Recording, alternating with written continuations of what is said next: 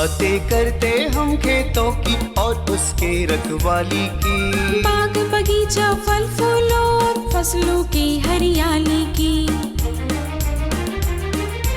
हम बीजों की बातें करते उत्तम जल संसाधन की, हम तकनीकी बातें करते फसलों के उत्पादन की। हर किसान का सपना सच हो जीवन सुखद बनाने को, गाँव-गाँव के हर आंगन का प्यारा सा ये दर्शन। कृषि दर्शन, कृषि दर्शन, कृषि दर्शन, कृषि दर्शन, कृषि दर्शन, कृषि दर्शन, कृषि दर्शन, कृषि दर्शन। खेत खलिहान और हमारे सफल किसान कृषि दर्शन कार्यक्रम में आप सभी किसान भाई बहनों का तहे दिल से स्वागत है। रूपा भोजी का जोहार, नमस्कार। कैसे हैं आप? आशा करती हूँ बहुत ही अच्छे होंगे, स्वस्थ होंगे। गर्मी का मौसम है, पानी का संचयन ज़रूर करें, ये सबसे पहले मैं कहती हूँ, क्योंकि पानी की कमी से हमारे जीवन पर बहुत बड़ा असर पड़ सकता है। चलिए आपको देर न करते हुए लिए चलते हैं कृषि समाचार की ओर, जहां मिलेगी आपको कृषि से संबंधित कई जानकारियां।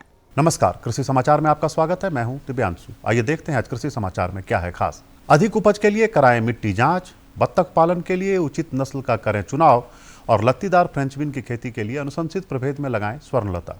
अब समाचार विस्तार से। कृषि वैज्ञानिकों ने अधिक उपज लेने के लिए किसानों से अपने खेतों की मिट्टी जांच करवाने की अपील की है। मिट्टी के नमूने की जांच की सुविधा जिला कृषि विज्ञान केंद्र में उपलब्ध है। जांच में आए परिणाम के आधार पर मिट्टी का उपचार और उर्वरक प्रबंधन किया जा सकता है। बत्तख पालन करने के लिए अंडा और मांस दो उद्देश्यों को ध्यान में रखकर बत्तख के नस्ल का चुनाव करना चाहिए। अंडे के लिए खाकी कैम्बल, इंडियन रनर, नागेश्वरी और मांस के लिए व्हाइट पैकिन, चाइना डक का चयन करना लाभकारी है। किसान भाई अधिक आमदनी के लिए फसल चक्र अपनाएं। फसल चक्र से मिट्टी की उर्वरता बढ़ती है, भूमि में कार्बन नाइट्रोजन के अनुपात में वृद्धि होती है और मिट्टी क्षरण की भी रोकथाम होती है, जिससे आप सालों भर अपने खेत से उत्पादन प्राप्त कर सकते हैं और अपनी आय को बढ़ा सकते हैं। किसान भाई किसी खेत में लगातार एक ही फसल उगाने के कारण कम उपज प्राप्त होती है और भूमि की उर्वरता खराब होती है। इससे बचाव के लिए फसल चक्र अपनाएं। फसल चक्र अपनाने से आप खेत में सालों भर खेती कर आमदनी प्राप्त कर सकते हैं। देखिए, फसल चक्र ऐसा है कि फसल चक्र में हम कहते हैं किसान भाई को आप अपने खेत में एक अच्छा फसल चक्र अपनाएं। अच्छा फसल चक्र कहने का मतलब ये होता है कि आप अपने खेत में सालों भर खेती करने का प्रयास करें। जब आप सालों भर खेती करेंगे तो क्या होगा कि आप निश्चित तौर पे आपका आय जो है वो बढ़ेगा और आपके पॉकेट में ज़्यादा पैसा आएगा। लत्तीदार फ्रेंच बीन की खेती से अधिकाधिक उत्पादन लेने के लिए 25 से 30 किलोग्राम बीज प्रति हेक्टेयर लगाएं। कतार से कतार की दूरी 75 सेंटीमीटर और पौधा से पौधा की दूरी 15 सेंटीमीटर रखें। बेहतर उत्पादन के लिए अनुशंसित प्रभेद में कैंट की वंडर, बिरसा प्रिया, स्वर्णलता लगाएं। लत्तीदार फ्रेंच बीन की खेती के लिए अच्छी जल निकास वाली बलुई दोमट मिट्टी उपयुक्त है। अम्लीय मिट्टी में 1 माह पहले चूने का भुरकाव करें। बुआई के समय गोबर खाद 200 क्विंटल, नेत्रजन 400 किलोग्राम, स्फूर 80 किलोग्राम और पोटास 40 किलोग्राम प्रति हेक्टेयर खेत में मिलाएं। साथ ही प्रति सप्ताह सिंचाई करते रहें। किसान भाई बागवानी में निकौनी के लिए नूतन खुरपा नामक कृषि यंत्र का प्रयोग कर सकते हैं। इसकी कार्यक्षमता 6 से 8 डिसमिल प्रतिदिन है। आज की विशेष जानकारी है मिर्च फसल में फलछेदक कीटों के रोकथाम के बारे में। मिर्च फसल में फूल और फल लगने के समय फलछेदक कीट लगने का खतरा रहता है। कृषक भाई इस कीट के नियंत्रण के लिए प्रति हेक्टेयर 500 मिलीलीटर इंडोक्साकार्प दवा से घोल बनाकर फसल पर छिड़काव करें। और अब एक नजर राज्य के 5 प्रमुख शहरों के मौसम के मिजाज पर। आज राज्य के 5 प्रमुख नगरों के अधिकतम और न्यूनतम तापमान कुछ इस प्रकार दर्ज किए गए। रांची का अधिकतम तापमान 38 डिग्री सेल्सियस। कृषि समाचार में आज इतना ही। अगले दिन अगले अंक में फिर मुलाकात होगी कुछ ताजा तरीन खबरों के साथ। तब तक के लिए दीजिए इजाजत। नमस्कार, जोहार। अभी आप देख रहे थे कृषि समाचार, जिसके अंतर्गत आपने जानकारी ली मंडी की भाव के बारे में, मौसम के मिजाज के बारे में और तरह तरह की खेती बाड़ी के बारे में। वक्त हो चला है एक छोटे से विराम का, कहीं जाइएगा नहीं, हम तुरंत हाजिर होते हैं।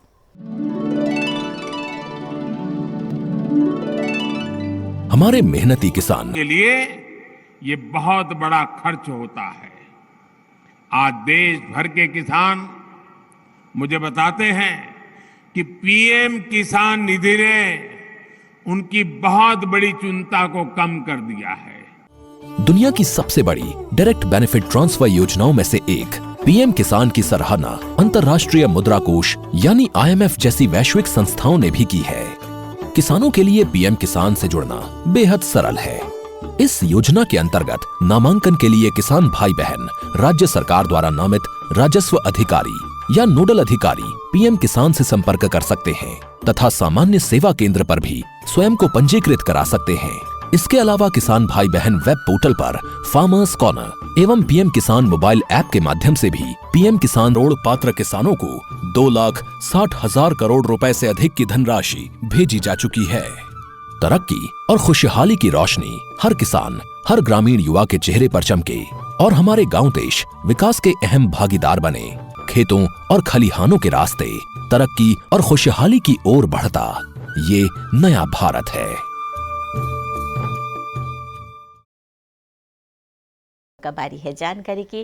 तो आज की जानकारी है जैविक खेती बना रोजगार का जरिया। तो कैसे बना रोजगार का जरिया, आइए देखते हैं और लेते हैं जानकारी। दर्शकों, हमारा भारत कृषि प्रधान देश है और यहाँ की अधिक से अधिक आबादी जो है कृषि पर निर्भर है और कृषि में नित्य नए प्रयोग हो रहे हैं और हमारे जो किसान हैं इसको भी अपना रहे हैं और अपनाकर उन्नति के पथ पर आगे बढ़ रहे हैं। ऐसे में हमारे जो किसान हैं वो मिश्रित खेती की ओर जा रहे हैं। मिश्रित के साथ साथ ये जैविक खेती को भी अपना रहे हैं और लाभान्वित हो रहे हैं।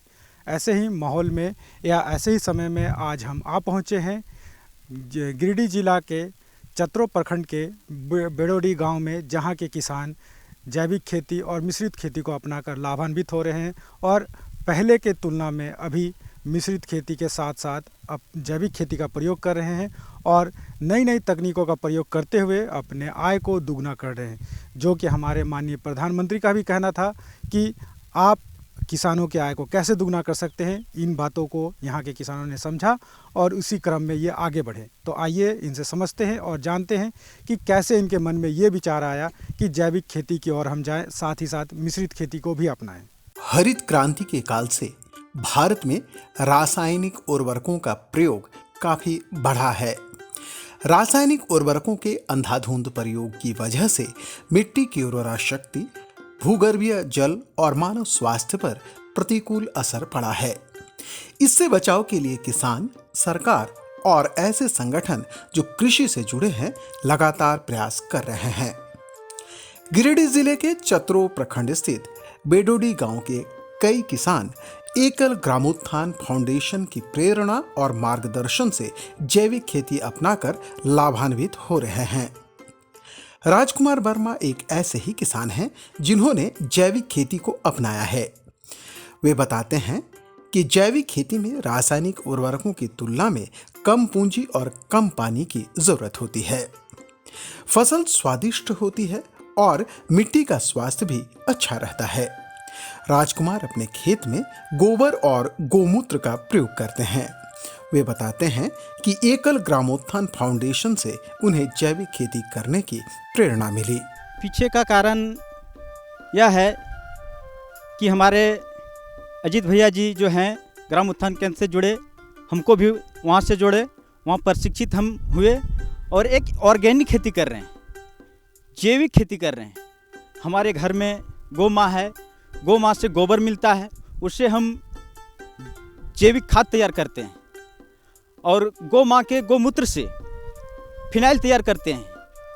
वही फिनाइल हम लोग जो है सो सब्जी में डालते हैं और सब्जी जो है सो पहले के अलावा पहले हम लोग डीएपी और यूरिया से खेती करते थे, लेकिन खेती उतना अच्छा नहीं होता था।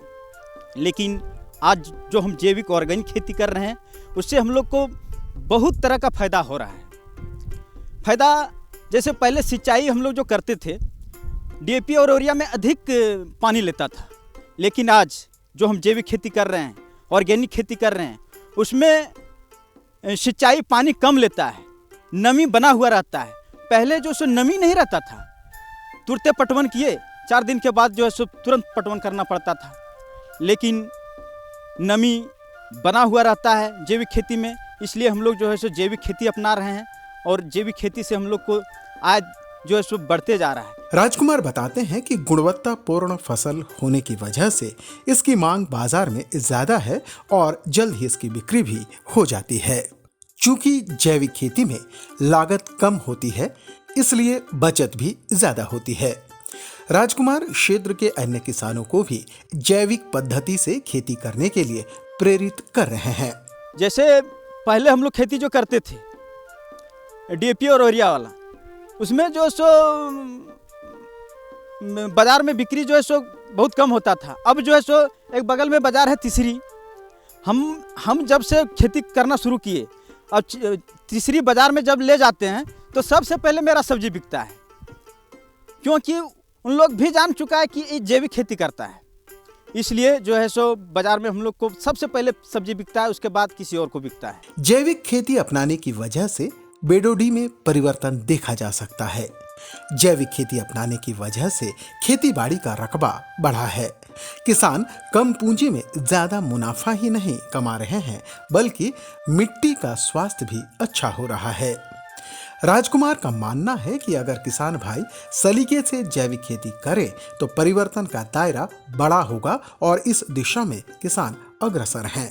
जैसे पहले उन लोग खेती करते थे तो पूंजी अधिक लग जाता था, उसको समझाए कि देखिए डीएपी और यूरिया डालने से पूंजी अधिक लग रहा है, हम लोग जैविक खेती क्यों ना करें, इससे ज़मीन जो है सो खराब नहीं होता है, खाने में भी अच्छा लगता है, स्वाद भी अच्छा है, पूंजी भी कम लगता है और पैदावार भी अधिक होता है और बचत भी अधिक होता है।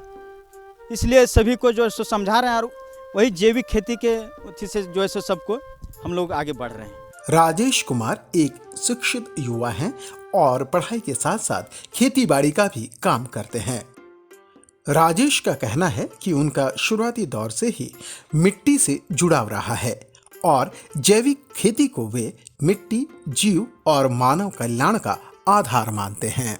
और मैं बीएससी मैथमेटिक्स से ऑनर्स भी किया हूँ और एक छात्र रह चुका हूँ। फिलहाल मैं अभी खेती कर रहा हूँ और इसके साथ साथ अपना पढ़ाई भी जारी रखा हूँ। राजेश बताते हैं कि वे खेती बाड़ी के लिए सिंचाई की परंपरागत पद्धति का प्रयोग करते हैं। कुआं और नलकूप ही सिंचाई के साधन के रूप में वहां उपलब्ध है, जिस कारण सीमित समय और सीमित क्षेत्र में ही खेती बाड़ी का काम हो पाता है। अगर सिंचाई के साधनों की व्यवस्था की जाए तो जैविक खेती से और भी अधिक लाभ मिल सकता है। कुल मिलाकर कहा जाए तो मेरी सोच था कि मैं ज़मीन के साथ रहूं और इसके बचाने का काम करूं। इसलिए मैं इस खेती से और जैविक खेती से जुड़े और आज इसमें हम लगे हुए हैं और इसके साथ साथ मैं पढ़ाई भी अभी भी कर रहा हूं। सर, जैविक खेती जो होती है, कैसा खेती होता है सर, इससे क्या होता है, जीवों का कल्याण, खासकर कहा जाए कि इससे बीमारी नहीं होती। दूसरा क्या होता है, कम इनकम में अधिक पैदावार होती है और बोल सकते हैं कि एक तरह से मानव कल्याण होता है। सर, राजेश जैसे किसान जैविक खेती से होने वाले लाभों से भली भांति अवगत हैं। साथ ही साथ रासायनिक उर्वरकों के प्रयोग से होने वाली हानियों को भी वे जानते हैं। यही कारण है कि वे वर्मी कंपोस्ट और गोबर खाद का प्रयोग बड़ी मात्रा में करते हैं। सर, जैविक खेती जो होती है इसमें पोषक तत्व की मात्रा अधिक होती है, जिससे फसल जो होता है वो दोगुना होता है और फसल दोगुना होने से सर इसका इनकम भी हम लोगों को दोगुना होता है। दूसरी साइड से मैं बोल सकता हूँ कि सर ये जो खेती जो होती है इससे बीमारी की कमी होती है, बीमारी हम लोग से बचते हैं, क्योंकि जब हरित क्रांति आई तो हरित क्रांति आने से मेन मुद्दा था कि पैदावार को बढ़ाया जाए, लेकिन उस पैदावार के चक्कर में आज हम लोग तरह तरह की बीमारियों से जूझ रहे हैं और इससे जैविक खेती करने से इस बीमारी से कहा जाए तो बचा जा सकता है। और इसके लिए हम लोग तरह तरह के वर्मी कंपोस्ट होता है, गोबर का जो यूज होता है, इसे हम लोग मिट्टी में कर रहे हैं और इस तरह से हम लोग फसल को पैदावार कर रहे हैं। राजेश बताते हैं कि शुरुआती दौर में जैविक खेती में दिक्कत आई, लेकिन एकल विद्यालय फाउंडेशन के सहयोग से उन्हें काफी लाभ हुआ है और वे पूरी शिद्दत के साथ अब जैविक खेती कर रहे हैं। हम तो पहले डीएपी यूरिया का खाद लगाते थे फसल, तब उसमें अब कम मात्रा नहीं होता है फसल, तब इसका देखें फसल की राजकुमार वर्मा वो लोग पूछे कि क्या क्या दिया, बोले जेबीएम खाद दिया हम लोग, हैं गोबर से बनाते हैं, तो वही गोबर से हम लोग बनाने लगा। अपने गाय को मूत्र दिया और गोबर दोनों का मिक्स करके और जेबीएम खाद हम लोग बनाया। नीम पत्ता दिया, नीम का पत्ता भी डाला है, तो जैविक खेती हम लोग फसल में देने लगा तो देखने लगा कि बहुत अच्छा है। त्रिभुवन प्रसाद वर्मा जैसे किसान धान गेहूं जैसे अनाजों के साथ साथ सब्जी फसलों की भी खेती करते हैं। उन्होंने राजकुमार वर्मा की खेती से प्रभावित होकर जैविक खेती अपनाया है। अब वे जैविक खेती से लाभान्वित हो रहे हैं। यह खेती तो सब चीज़ का हम लोग कर रहे हैं। धान है, गेहूं है, जितना है, आलू है, बंधा है, गोभी है, जितना है सब तो हल्का फुल्का सब खेती कर रहे हैं। विचार वही हमारे राजकुमार जी चचेरा भाई है, वही अकल विद्यालय में उसी से जुड़े हुए हैं, उसी का देखा सुखी हम लोग कर रहे हैं। रासायनिक खेती में तो बहुत माटी खराब हो जाता था, उसमें उपज कम हो रहा था। कितनों रासायनिक दो लेकिन उपज नहीं हो रहा था। लेकिन इस जैविक खेती में देख रहे हैं डबल होते जा रहा है खेती। पोखन महतो पहले अपने खेत में रासायनिक उर्वरकों का प्रयोग करते थे, लेकिन वे भी राजकुमार वर्मा की जैविक खेती से प्रभावित हैं। उनके पास गाय बैल है, जिस कारण वे जैविक खाद का प्रयोग सुगमता पूर्वक करते हैं। हालांकि क्षेत्र में पानी की कमी के कारण वे वांछित खेती नहीं कर पाते हैं।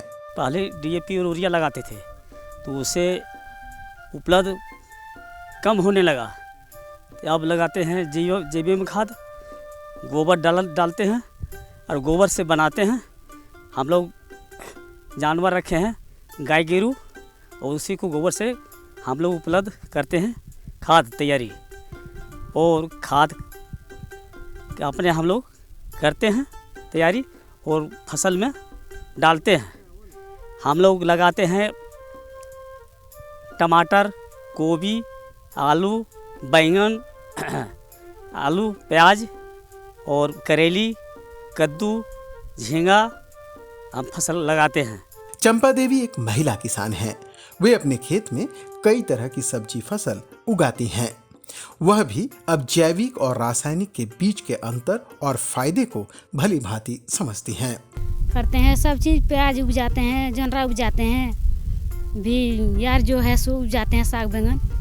तभी गोबर देते हैं गाय को तो जाता रहता है धरती में ठंडा, और खादी से ज़्यादा जलता है, तभी वही ठीक होता है। वो बारे में जानकारी होता है, गोबर देला से ज़्यादा भी धरती में ठंडा रहता है। और राजकुमार बोल रहा है, उसका देखते हैं बारी में कैसे कैसे उपजा होता है सो उसी को। राजेंद्र प्रसाद वर्मा और अनूप कुमार वर्मा जैसे किसान भी अब रासायनिक खेती छोड़कर जैविक खेती अपना रहे हैं। अब बेडोडी गांव के ज्यादा से ज्यादा किसान जैविक खेती अपना रहे हैं और पशुपालन भी कर रहे हैं। खेती देखिए, गेहूं, चना, मटर, टमाटर, आलू, गोभी, खेती करीब करीब हम लोग सब करते हैं, ठीक है। लेकिन हम लोग का सबसे दिक्कत ज़्यादा है सिंचाई का, मतलब पानी इस समय मुश्किल हो जाता है। और पहले तो DAP यूरिया का हम लोग खेती करते थे, लेकिन उसमें देखते थे मतलब जैसे कि पहले आधा किलो दिए एक कट्ठा में, तो अगला साल 1 किलो दिए, मतलब धीरे धीरे बढ़ाते जाते थे। इससे मतलब खेती में हम लोग का लाभ नहीं होता था। तो राजकुमार भाई जी हम लोग को बताया कि भाई तुम लोग तो खेती तो बहुत दिन से कर रहा है, लेकिन जो जिस कंपनी में, जिस ग्रुप में हम लोग जुड़े हुए हैं, उसमें से आप करके देखिए कि मुनाफा ज़्यादा होगा। तो उसी से हम लोग खेती कर रहे हैं। एकल ग्रामोत्थान फाउंडेशन के द्वारा जैविक खेती से किसानों को जोड़ने का काम फाउंडेशन के अजीत कुमार करते हैं। उनके सार्थक प्रयास से किसान रासायनिक उर्वरकों के बदले जैविक उर्वरकों का प्रयोग कर रहे हैं और गोपालन भी कर रहे हैं। हम तो समझते हैं कि जो किसान है उसको खेती में पशुपालन की आवश्यकता बहुत ज़रूरी है, क्योंकि खेती अगर आप करते हैं तो पशुपालन रखिए, उसमें गोबर प्राप्त होगा आपको, उससे आपको बहुत कुछ बचत मिलेगा, बहुत कुछ मिलेगा। और इससे अगर जैविक खेती हम करते हैं तो शरीर में जो है तंदुरुस्ती बना रहता है, बीमारियां कम होती है उसके खाना से, और हरी हरी सब्जियां जो मिलती है पौष्टिक ज़्यादा मिलता है जैविक खेती से। और वो खाद वाला खेती करते थे उस टाइम अक्सर देखा करते थे कि अक्सर लोग बीमार हो जाते थे। खाद वाला में शरीर को धीरे धीरे कमज़ोर करता ही चला जाता था। इसलिए हम लोग जैविक खेती किए हैं। इसमें बीमारियां देखते हैं हम लोगों में बहुत कम हो गए, लोग तंदुरुस्त दिख रहे हैं, इसलिए हम लोग जैविक खेती को बहुत अग्रसर हो रहे हैं। अजीत बताते हैं कि पहले कुछ लोगों में विश्वास था कि रासायनिक उर्वरकों के बिना खेती संभव नहीं है, लेकिन जैविक खेती के लाभों से अवगत होने के बाद बड़े पैमाने पर किसान अब जैविक खेती अपनाने लगे हैं। जैविक खेती को बढ़ावा देने की वजह से अजीत को क्षेत्र में मान सम्मान मिल रहा है और गिरिडीह जिले में उनकी एक अलग पहचान बनी है। देख पाते हैं इस तरह की बहुत लोग तो कहते हैं कि नहीं बिना यूरिया DAP का उपयोग नहीं, मतलब खेती नहीं होगा, लेकिन उनको हम कहते हैं कि कम से कम आप 4 डिसमिल में एक प्लॉट में आप लगाइए, जिसमें 1 डिसमिल हमारा जैविक विधि से लगाइए।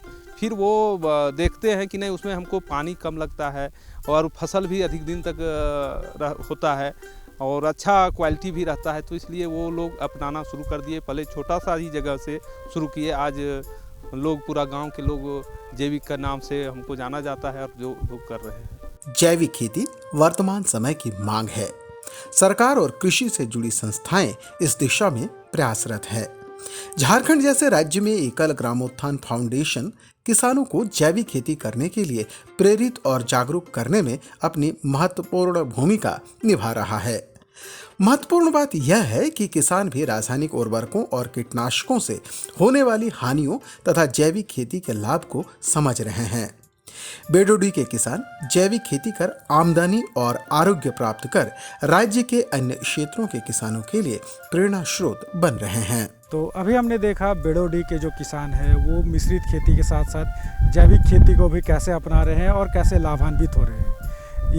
ये इनका रुझान जैविक खेती की ओर ज़्यादा से है और साथ ही साथ ये भी जानकारी दे रहे हैं कि अगर किसान बनना है तो खेत के साथ साथ आप पशुपालन भी करें, जिससे आपको गाय का सेवा भी कर सके और खेत में जो खाद है उसका भी प्रयोग आप इसमें कर सकते हैं। इसी के साथ लेते हैं विदा, दीजिए हमारी पूरी टीम को इजाज़त। मिलते हैं अगले किसी अंक में।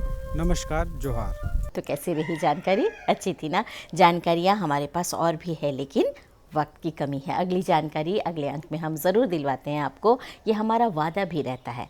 अब बारी है आपकी, कागज़ और कलम उठाइए और हमारा पता नोट कीजिए ताकि आप अपने समस्या और सुझाव हम तक लिखकर भेज सकें। हमारा पता है कार्यक्रम कृषि दर्शन, कृषि प्रकोष्ठ, द्वारा केंद्र निदेशक, दूरदर्शन केंद्र, रातू रोड, रांची, पिन संख्या 834001। तो हमें रहता है आपके ख़तों का बेसब्री से इंतज़ार। लिखना बिल्कुल मत भूलिएगा। और हाँ, आप हमसे फेसबुक और ट्विटर पर भी संपर्क कर सकते हैं। तो देर किस बात की, अब हमें और हमारी पूरी टीम को दीजिए इजाज़त। जोहार।